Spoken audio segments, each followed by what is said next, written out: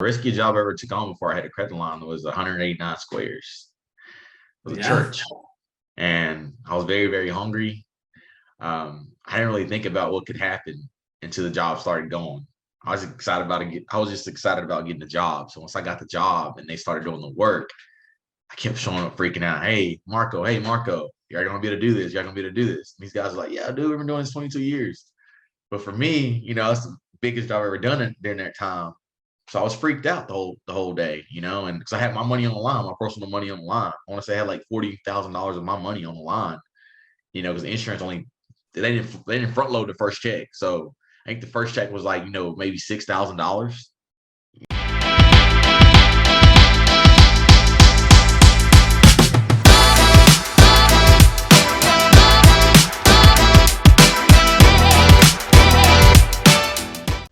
This is the Real Construction Owners Podcast. What's going on, everyone? Justin Ledford here, the host of Real Construction Owners Podcast, where we interview real owners of multi-million-dollar construction companies so you can go from being a stressed out operator to becoming a real owner who achieves healthy profits and a thriving business without having to figure it out all on your own.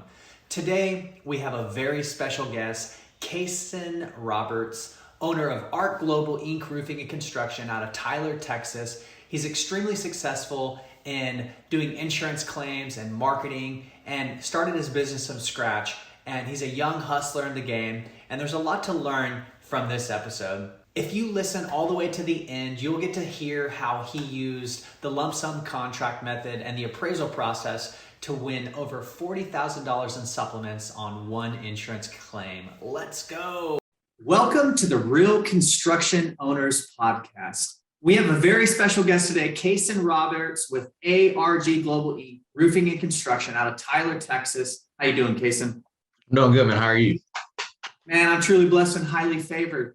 Tell me, this podcast is for owners who are looking to maximize their business, to get better at delegation, and to become true owners instead of operators. Right now, you've been in business 3 years. I see you crushing it. Would you say you're currently an owner who has everything dialed in, or are you trying to get there and you're still an operator having to do the day-to-day? Still an operator having to do the day-to-day.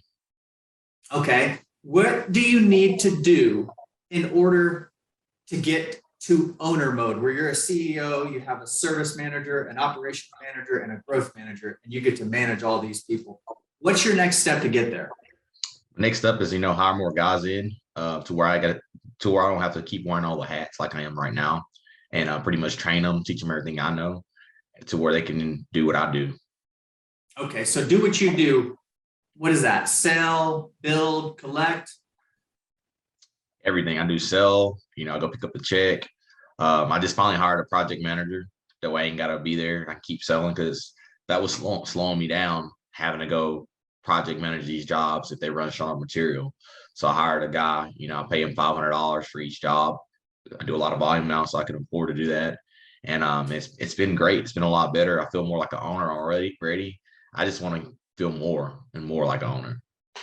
That's amazing. $500 each job is extremely generous. I have I like where your mind's at. So I'm going to teach you the SOG method. If you want to jot this down, SOG, S-O-G. You're a CEO up top, and then below you have service manager, somebody in charge of production. That's the first person you want to hire. And then you have an operations manager, somebody in charge of operations, billing, collections, supplementing, and that person has people under them. And then you have growth, SOG, service operations growth. And that's the person in charge, like a sales manager. They have a recruiting manager under them. And when you have these three cylinders pumping off, that's when you become a true owner. Right now, you mentioned you have a production manager or somebody, project manager, and you're paying $500 to watch the job. Is that correct? Yes, sir. Okay, so let's back it up a little bit. $500 a job, that's generous, man. We pay a guy $200 a job, and he orders the materials, schedules the crew, watches the crew, and gets the parts. And he has a job every day lined up. Okay. And we taught him how to sell, so he sells around the jobs. So think about that and how much you could save. How does that sound? Sounds great, man. It really does. What's the next step for you now that you got the production manager or project manager? What's next for you to become an owner instead of an operator? I got a guy that's been in the business for over 35 years, pretty much, taught me things along the way. He's pretty much semi-retiring. He doesn't want to run any jobs. He doesn't want to deal with anything anymore, but he has like $3 million worth of business here in Tyler, Texas, and he wants to come on and work for me and just sell. So, and he has a lot to bring to the table, as you know, and I'm bringing him on, and we're going to pretty much pump it. Like, we're going to do some big numbers. Also got a guy in Austin that I'm hiring out there for the Austin market. We signed our first contract out there last week. So we're just waiting on him, the homeowner, to get the first check, and we're going to start pumping that market out to really, really scale it. Nice. So now, are these commission-based guys? Do you have salary-based guys? Let's talk about some of those expenses. How are you paying these people? Everybody's 1099. I don't have any employees. Everybody's 1099. I pretty much pay them when the job's done. Like my subs, when the job's completed, I cut them a check right there, pay them. My production guy, cut him a check, pay him. And I pay my suppliers, and I pay myself last. I feel like that's the right way to do it. So I don't pay myself first because I don't want to get in a bind. I hear about a lot of companies all the time that, that's what they struggle to do, pay their stuff last. And I don't want to be that guy owing anybody money. Yeah, let's unpack that a little bit. Some things that I noticed when I first was struggling is I would build the job and I wouldn't have the homeowner sign anything. And then we send them the paperwork, and then the homeowner would want to hold that money hostage. So you already have a project manager at the job. Something you want to teach him to do is get a document signed, a customer completion form saying, we did the roof, but we broke the bushes. The guys took a pee in my backyard. Even if they're not happy with something, they need to write it in the notes, but they need to sign off that the roof is done. Next is, do you currently do that? Yeah, I do something similar to that. I do a walk around the house with every customer. I make sure they're happy, and I'll have them sign my completion forms to where what I send it to the insurance company to, final invoice for my money. I get them to sign off on that, saying like, the work was completed. That way the insurance company won't hold my money up, and I send insurance companies pictures and stuff proving that I actually did the work. But yeah, I do something similar, but not exact. Yeah, that's important. And how when you have like a roof and you've got gutters and a screen and all these different secondary non-roof trades, I don't know about you, but have you ever had a homeowner who tries to hold the money because you've done the roof, but you haven't done the non-roof trades? Oh yeah, absolutely. It's happened to me about, probably 3 or 4 times. It happened to me recently. Yeah. It's okay. So what I'd suggest is you put a clause in your DocuSign contract. They sign the contract, but then our office sends a pre-construction build addendum, and it's got a bunch of little clauses in it. And one of the clauses, pay per trade policy. Pay per trade policy, meaning the homeowner has to pay us per trade before we start the next trade. Another thing that we do is a punch list clause, where it says the homeowner has the right to withhold 5% if there's an issue on that specific trade. So if they owe us 20 grand for the roof, they can't hold the 20 grand. They can give us all of it minus 5%. And when our admin calls the operations manager, oh yeah, if you reference the pay per trade clause that you authorized on the pre-construction checklist, that basically states that we're going to take care of you. It's just a punch list item. We need to come pick up X amount of dollars, and you can withhold this amount of money, which would today at 2, 4, or 6 be better for you. Something I suggest. I think that's a good idea. Now, I like that. Are you currently using any lines of credit to grow your business? Are you paying all cash? Talk to me about that. Talk to our audience about that. I have a supplier, one of my suppliers. I struggled with it quite a while. When I first started, I was using my own money. I couldn't get a line of credit for nothing. Like I got good credit, but they wouldn't, take a chance on me. They wouldn't even give me 10 grand. So I just kept doing what I was doing, just making it happen, using my money. And something happened with the supplier. I won't really get into it. And they're doing me the wrong way. And old buddy I used to have, he's a rep down in Shreveport. I was when I was down there selling. One of my buddies told, why don't you just call, Hal up, and tell him what's going on. He won't be happy to hear about it. So Hal he's actually with Beacon down in Shreveport. So, I called him up, told him what was going on, and he wasn't happy. He was not happy about it. So he reached out to the headquarters in Atlanta, told them what was going on, and they right away gave me a $30,000 credit line. Like what I've been praying for months. It was this huge struggle. That alone, them starting me out at $30,000 took so much stress off of me. I was able to build 2 or 3 jobs a week. Pay them. Prove to them that I'm going to be loyal to them and pay them, not run off. And man, ever since then it's been nice. They just keep bumping me up. Right now I'm like at a $60,000 credit line right now. Awesome, man. That's where you want to be. You want to show faith, you want to keep doing good work, and they will continue to increase you. And they'll even increase the time allotment to pay it off. And then once you start killing it, you're doing 3, 4, 5 plus million, you can actually negotiate better terms. You can negotiate shipping, fuel costs, get rid of that. You can negotiate vacations. There's all kinds of negotiation tactics. I suggest you listen to Never Split the Difference by Chris Voss. He's an ex-FBI negotiator. And that book has made me tens of thousands of dollars. Never Split the Difference. Ex-FBI negotiator who would talk terrorists out of doing crazy things like killing people. And they're like, I want $10 million. And he'll talk them down to like, 20, $15,000 and they gets the person back. Pretty crazy. So let's talk about delegation. Right now, you're wearing a lot of hats, and a lot of business owners of construction companies are having to do that. That is an epidemic within our industry. Delegation, that's an area, would you say, that you could get better at? Oh, yeah, absolutely. And is there anybody in your office sending the paperwork off or answering the calls? If so, if not, let me know, because I have a great strategy for you. No, there's nobody but me. Okay, so check this out. You can go to Upwork.com. My whole team is administrators from the Philippines. For over a decade now, I have, instead of paying one person $20 an hour, I have 4 or 5 people that I pay $5 an hour, and they are all skilled in one thing. I've got a guy, Rod, who does all the accounting. He handles customers A through M. Melissa, who handles N through Z of all the customers. They do all the paperwork, create all the estimates.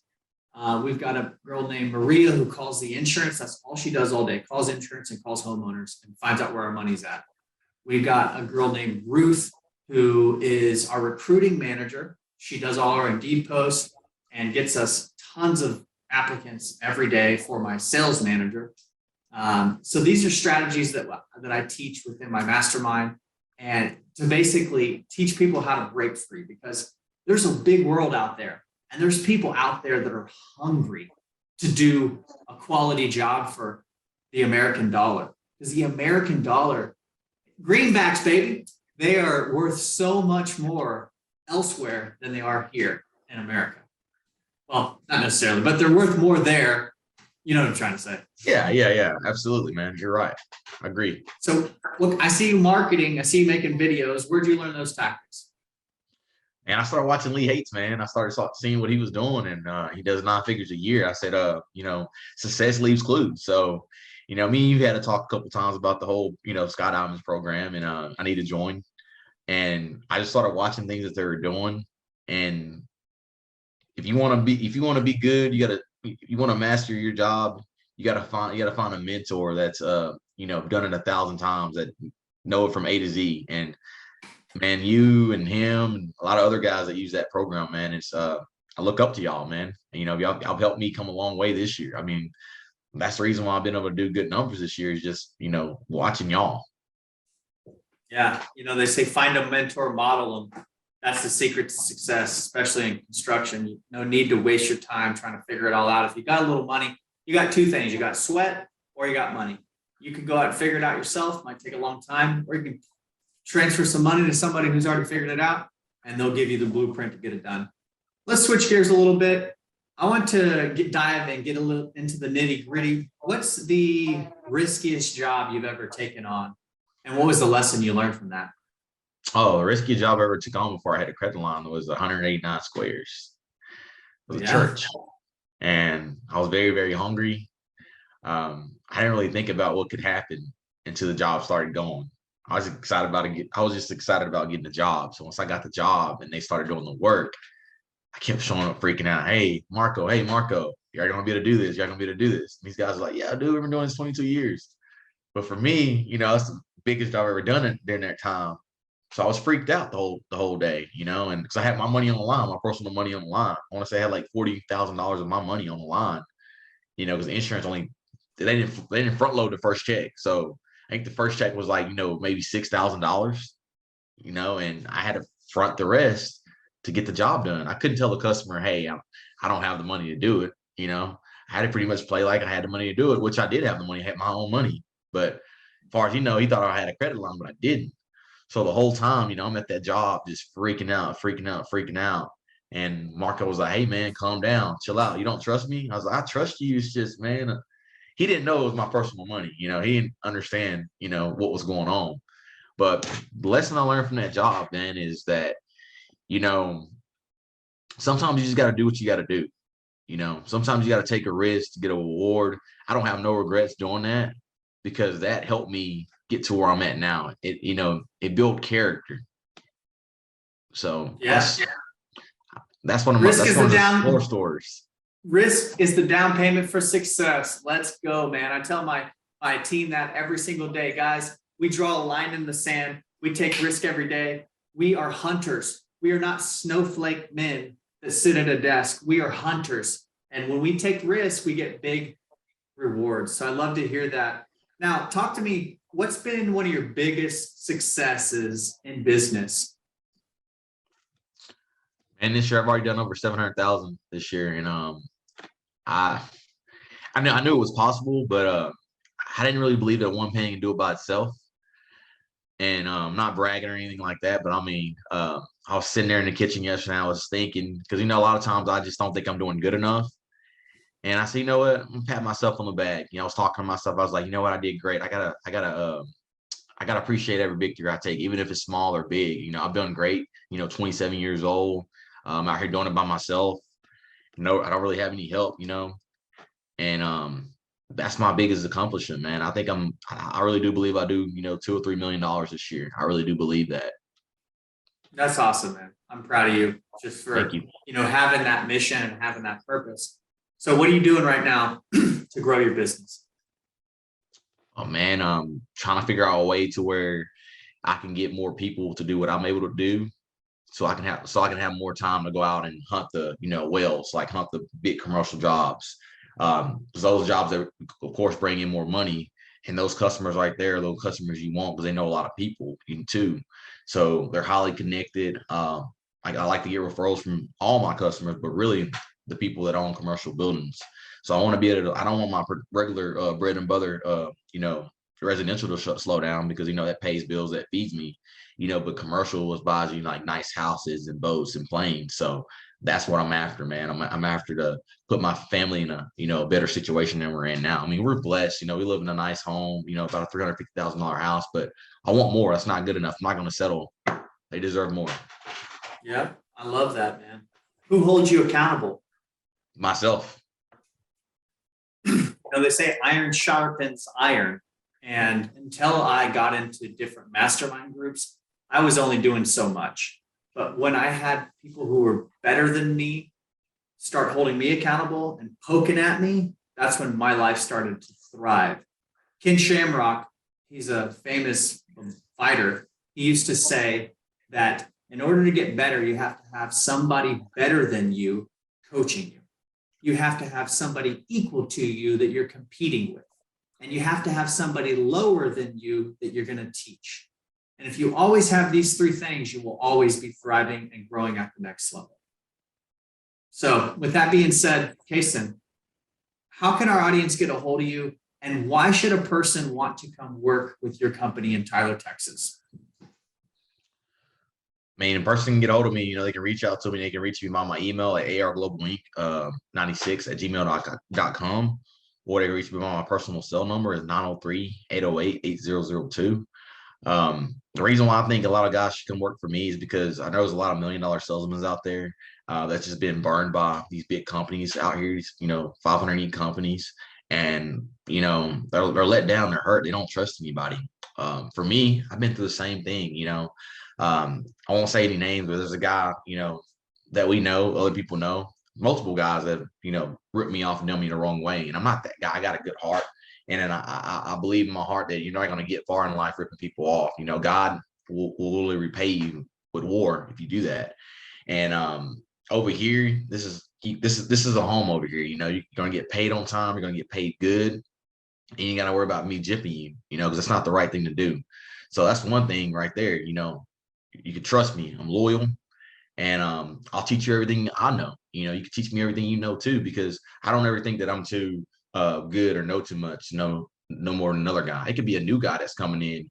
He could always have something to bring to the table, with knowledge. Knowledge is power. So I'm very, very humble, and I'm willing to take the risk and build this company, and get good people over here.